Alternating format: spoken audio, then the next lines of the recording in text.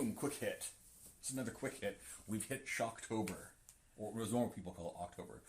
Yeah. And we're just going to get into every day we do at least one horror flick, at least one. I prefer more, but Fancy Pants over here can't handle it. It depends on what time allows. Yeah, it's true. Yeah. Last night we catch Midsommar, and there may be spoilers in this. Oh yeah, right away there are definitely going to be fucking spoilers. So if you haven't seen it, then just go and see it and then watch this video because we're definitely going to wreck it for you.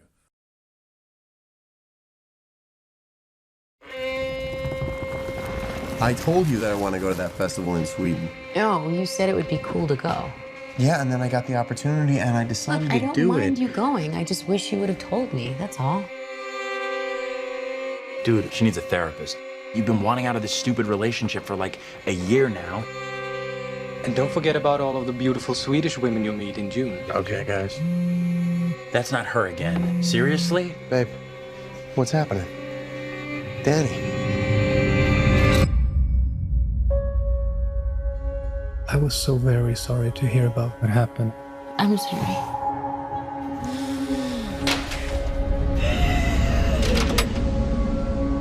I invited Danny to come to Sweden. You know what she's been going through. Christian says you've got this special week planned. It's sort of a crazy festival. Special ceremonies and dressing up. That sounds fun.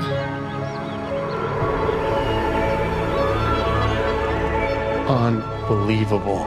Welcome and happy Midsummer. Skål! What time is it? 9 p.m. That can't be right. The sky is blue. This is what 9 p.m. is like here.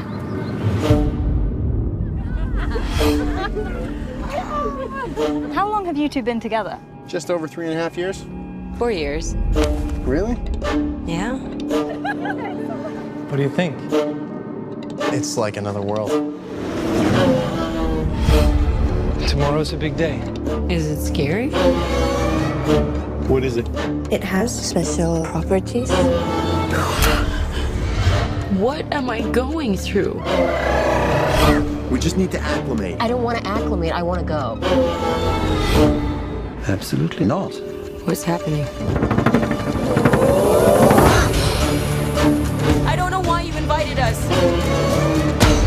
That's why you look so guilty right now, because you know. We only do this every 90 years.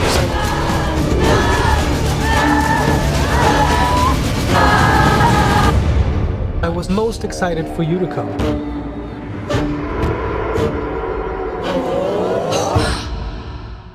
So yeah, it's from the same guy, Midsommar, same guy who did Hereditary, which that movie fucked you up for like days. Oh yeah, I hated that movie. Oh my god, I hated Heredity. So is it Heredity? Hereditary. Hereditary. Yeah, whatever it was, I didn't like it. You did? Oh man. Anyway, so yeah, same guy who did that, and that explains a lot, actually. Well, especially in terms of like visuals and pacing and stuff like that, there's a lot of similarities. And in one of the other videos we watched, they said the same thing. There's a lot of same tones and shit. So what it is, I guess the best way to describe it is these college, university kids are going to go off to. They have a buddy or in their group of friends, and he's from Sweden, from some commune in Sweden. So they're going to go there for the summer and just like hang out and participate in all their commune bullshit. And there was a special festival. Yeah, it was like the summer. The summer festival, the festival. Yeah. So they're going to go there. It only happened every 21 years. Yeah, I actually thought it was supposed to be every 90, but because they talked about doing the sacrifice. Anyways, okay. So regardless, so they go there for that, and then right away once we're in this place, they're like giving drugs, and it just kind of goes off from there. And then the side story is the lead actress chick is that the movie starts out with her family essentially being murdered / suicided by her sister. Yeah. So her sister killed herself and her mom and dad in the weirdest fucking way too. That was really elaborate. It was. Like I couldn't imagine running all those hoses and filling up a whole house with carbon monoxide. Okay, so what? Like she did. Right away, we got to tell you, So what the sister did to commit suicide, the parents and herself and stuff like that, is that she had taped all these hoses to they had 2 cars in the garage. She had literally sealed up the garage, tubes from the cars that were running all the way upstairs to the individual bedrooms, and one of them was actually taped to her face. Yeah. And she just let it run and then killed the parents in the sleep. Like, it's such a... It was actually, I thought it was a really interesting way of starting the whole movie off, but it really, in the end, doesn't have much to do with anything. No. I guess it kind of sets up her mental state. But I always thought it was really cool. And the reason why she would go with them to Sweden when it was very obvious that nobody liked her. No one liked her. She was an asshole. And I know we're skipping ahead, but that was one of my biggest problems with the movie, was that the characters aren't likable. You kind of fucking want them to die. Yeah. Like, so they go off. So like you said, she's got a boyfriend, part of the group of university kids going off to Sweden. So her boyfriend there, but they're like, I wouldn't say necessarily on again, off again, but they're together but distant. They don't have a clue to what one's doing. Like, it's really... The boyfriend really wants to dump her. Yeah. But they've been together for 3.5, 4 years. Yeah. And he's hesitant to do that because she's very mentally fragile. Oh, yeah. He's just tired of... Just the shit. All the stuff that comes with her. Yeah, the baggage, yeah, for sure. And she talks about that a bit in the movie. And his friends, tired of it. Yeah, and his friends want nothing to do with it because she's just like Debbie Downer all the fucking time. Black Cloud. Yeah. So it's hard when your characters right away aren't like, you don't really give a shit about them and their relationship. Well, and the guy and his friends are kind of dicks too. They're really thin, one-dimensional dicks. Yeah. They're just enough there to be fodder for later. Yeah. So yeah, and that's what I mean. But you're going to this movie and like you really don't care. The relationship already sucks. So like, there's nothing to lose. Like, you don't like, oh, I love this character, or they have such a great relationship, and then have it melt down. Yeah, it doesn't happen.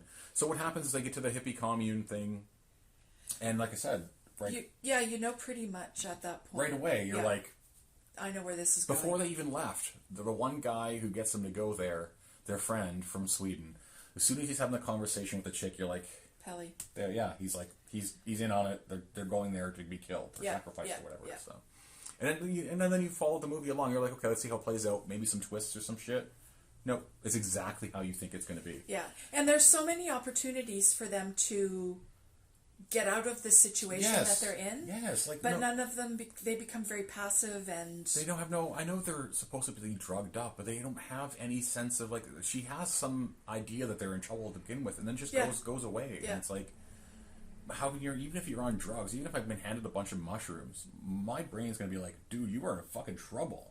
Yeah, you gotta get out of here, man. And that's one of my things that I hate about these kinds of horror movies is that there should be so many alarm bells going off in these people's heads telling just them to get out of the situation. Basic human instinct, yeah. Exactly. Yeah. And they don't. No. And they do stupid things to stay there. So they frustrate me and they make me mad. Yeah, because in the real world, yeah, I would like to think that if I was in a situation like that, I would try and get myself out of it. Do something. So, like, to me, what this movie reminds me a lot of is, like, I want to say less gore. It's not gory in a gratuitous way. Because a lot of the deaths are off screen. Yeah, and the stuff that you see on screen is not done in, like, blood squirting everywhere. It's very kind of realistic. It's more of a psychological? Yeah, totally psychological. It's, like, a more psychological, like, Eli Roth. Like, if you've seen... Green Inferno is kind of maybe more an extreme version, but this is just a better made Eli Roth movie, where it's not, the characters are just like thin enough to be there. And I know I'm shitting on this movie because there was some stuff I really liked about it. Visually, music, some of the symbolism, but it's not a deep movie. It was very colorful. Yes. Like I said, the visuals, like the cinematography and the sound design were fucking amazing. Yeah.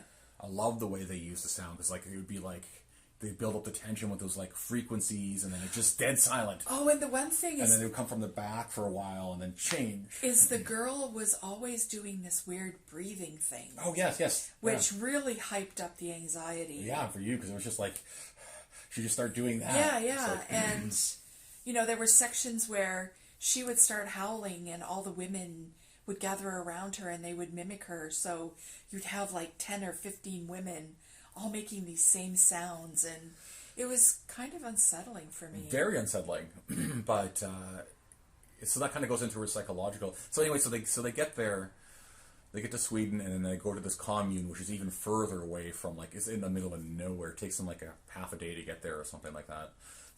And right away they start drugging them up with different, like, have this. Yeah, first it was mushrooms, and then it was.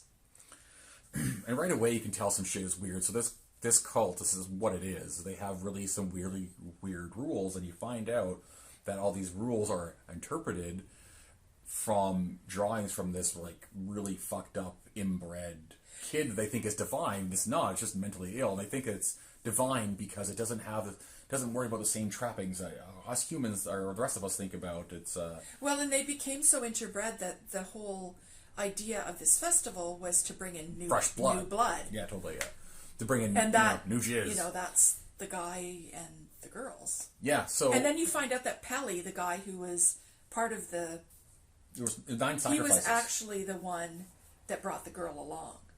Yeah, he was the one who convinced her to in the end to come. Yeah, for sure. And it was all about. And they had plans for their ceremony. They needed 9 sacrifices, so they brought the university kids plus the cult sacrificed 2 of their own. They had all these really weird rules that they never explained, and some of them didn't go anywhere. And totally, it was all about, like, they were so inbred that they needed to bring in fresh blood. And it was always like, here, drink this. They'd be given this little tiny cup full of, and they go, what is it? Oh, it's. It's tea, and then you're just like, pump, it's like you're fucking high. You're tripping balls the whole time. Maybe just like, whoa, pull it back a little bit, and I mean, even if you're on drugs, I'd be like, okay, you over my shoulder. Yeah, you have to know there's some bad shit. Like, their friends start disappearing, and nothing. It doesn't raise any red flags. Nope. And so and so went home. Yeah. Well, but the cult was they really had their stories down. So whenever somebody would ask. They would like, oh, well, I have this update. Yeah, they had answers. So they had it all. They explained it all the way quite. And like I said, there's some stuff I like about it, but it reminded me of a couple other movies besides Hereditary. It reminded me of a much better movie that I enjoyed, Mandy. Just in terms of the way the visual style and the music was used, and Slow burn. Yeah, this movie was almost 2.5 hours long. Yeah, I wondered that. It felt like we'd watched it for days. Yeah, and I don't think it needed to be. 2 hours probably would have been fine. Tighten it up a little bit. Some of that stuff might have been.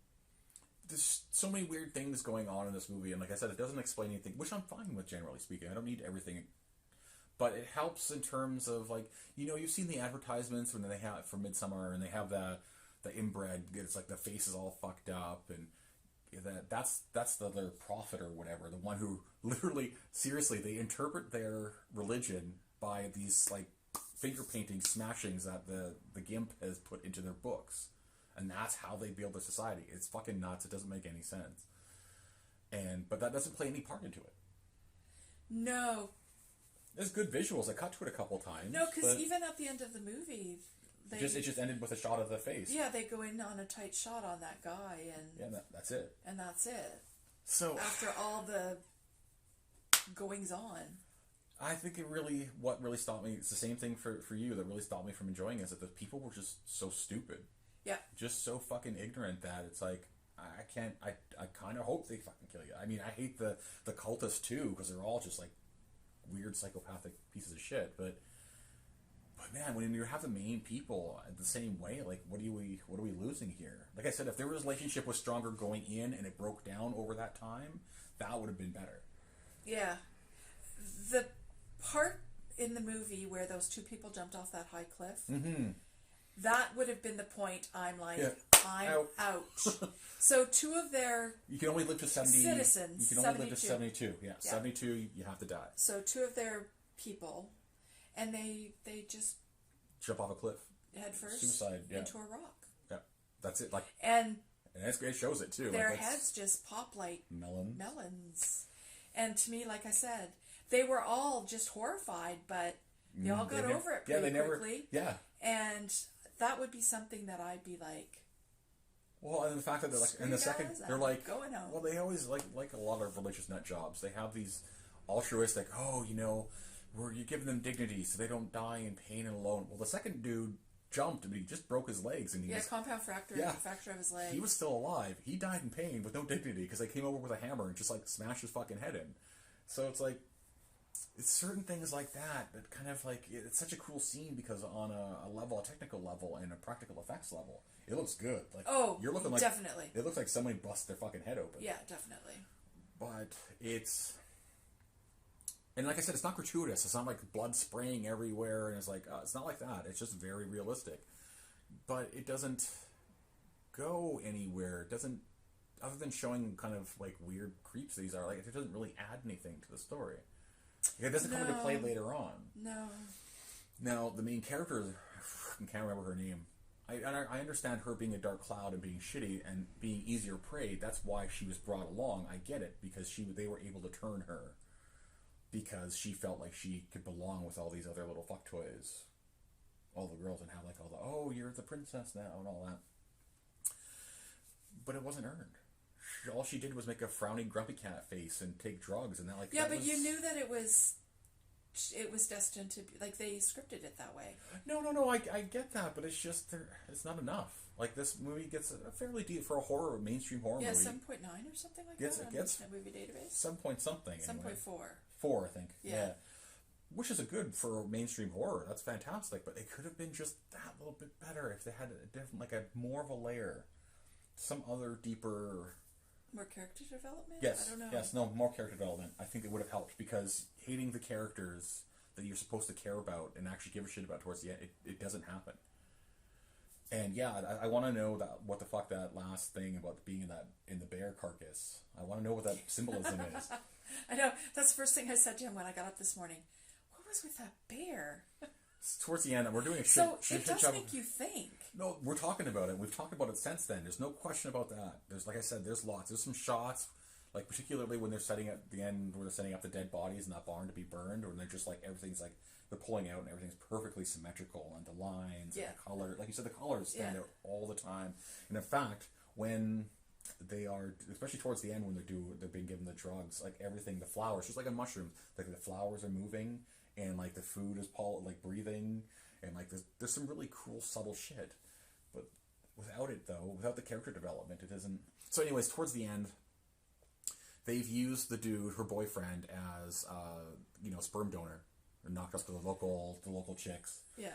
And got to be the weirdest 10-way orgy, because the one lady yeah, came home. Because the barn doors open, and the girl from the cult is laying on the ground naked with her knees together, but spread out like a turkey dinner. He walks in buck naked, and he's kind of led to her, and immediately they start having sex. But they're surrounded by at least 10 naked women of all shapes and sizes and ages. Yeah. And one of them actually comes around and starts pumping his hips into her.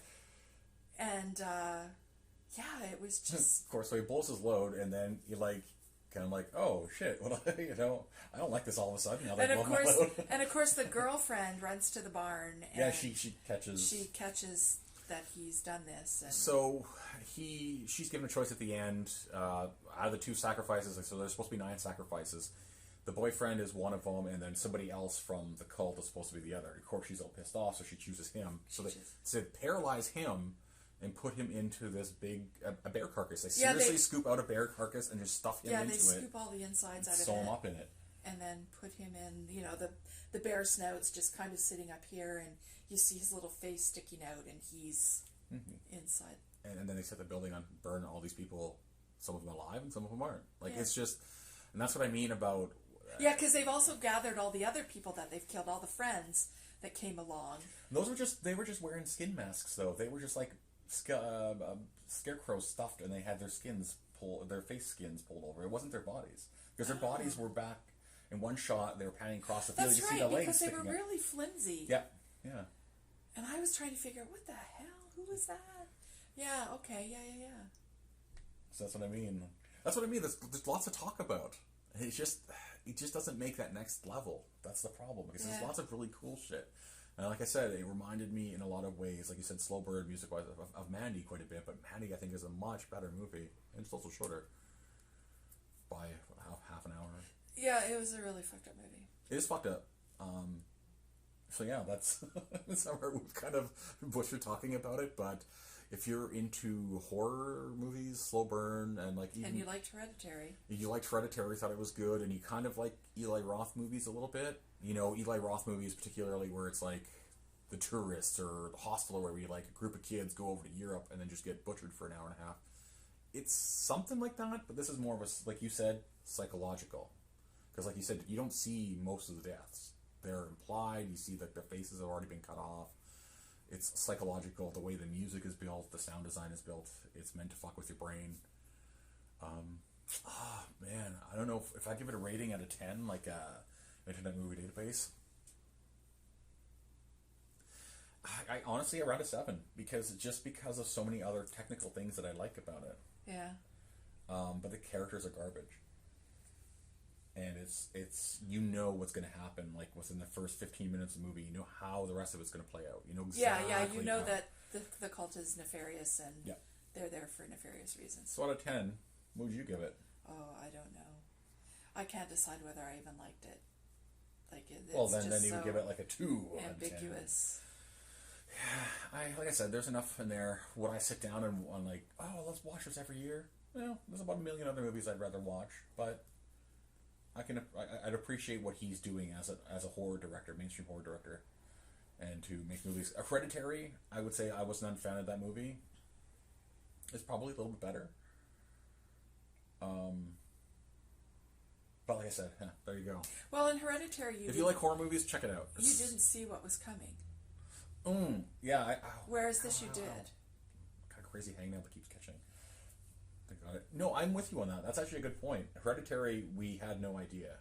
And, because, like, spoiler alert if you haven't seen Hereditary, like, the kid, the young girl in it gets fucking murdered right away, like, killed, her head comes off right away. But there's a lot of similarities outside of that, but we never once been like, okay, this, and this is going to happen, and then happen. It never happened like that. Yeah. And this one, it's like, I don't know. As soon as I had that conversation with the lead girl, it's like, oh, okay. Yep. We know where we're going. We know what's going to happen. And it happens the way you think it does. Like, there's absolutely nothing else to it. There's no twist. They just pick them off one by one. Yeah. And like you said, they just, like, passive, doughy-eyed deer or calves that just get fucking butchered because they're too stupid to do. Yeah, that's frustrating. I agree. Yeah. Just thinking about it now pisses me off. Yeah. Make them struggle more. Make them be like, I'm trying to get out of here. Try and do something about it. And then have that, fail. But just having your characters be drugged up and just, like, honestly, it's just be knocked off. Just like, ugh. Well, then we've seen enough horror, like, you see enough horror movies that there's things that happen that you get so frustrated, like when they're running away and they trip and fall. Yeah. Like, oh, for God's sake. This whole movie's like that, yeah. And that stuff really frustrates me. Yeah, I agree. Because it's just it's a gimmick. It's cliche, yeah. It's just lazy just writing. Some way to slow it down. Oh, yeah. Or make it more, I don't know. So I think that's why I've never really been a fan of horror movies. Well, generally, like... The psychological thrillers, like Session 9. Yeah, well... That turns into a little bit of a bloodfest at the end. Was a good movie. That's what I like some of the aspects of this movie, because there is a lot of psychology. Well, I'm sorry, guys. We had to drink kombucha. I was drinking kombucha, and it's just kind of coming back. But, yeah, I think there's some psychological aspects of this movie that work really well, because it's really, her brain is so broken, and she's so easily absorbed into this. Oh, you belong here. Oh, you're the May Queen or whatever now. And all these girls are crying at the same time as she is, so she's like, oh, I fit in. Yeah, because at the end, when they're pulling out on that fire, she's standing there smiling. Yeah, she's her brain's in there. She's gone. She's part of the cult now. So yeah, it's yeah, I'm with you. If it wasn't for just stupid actions, and that's why I have a hard time with some of the horror. People are like, oh, Eli Roth's a good example of. He makes gory movies, but like even something like Green Inferno, they're doing stupid shit, and you kind of like just hurry up and kill them so we can just get out of this fucking movie. And I don't like that. I like if we're gonna have that kind of slasher movie gore fest, I want to have it so you at least give a shit about the characters, or at least have some fun with it. And this movie did not have fun with it. Well, and make it the characters suck. Make it believable, not engineered. Yeah. So, all right. So, if you're a fan of horror movies, then give it a go and let us know what you think. And yeah. Until next time, guys. Yeah.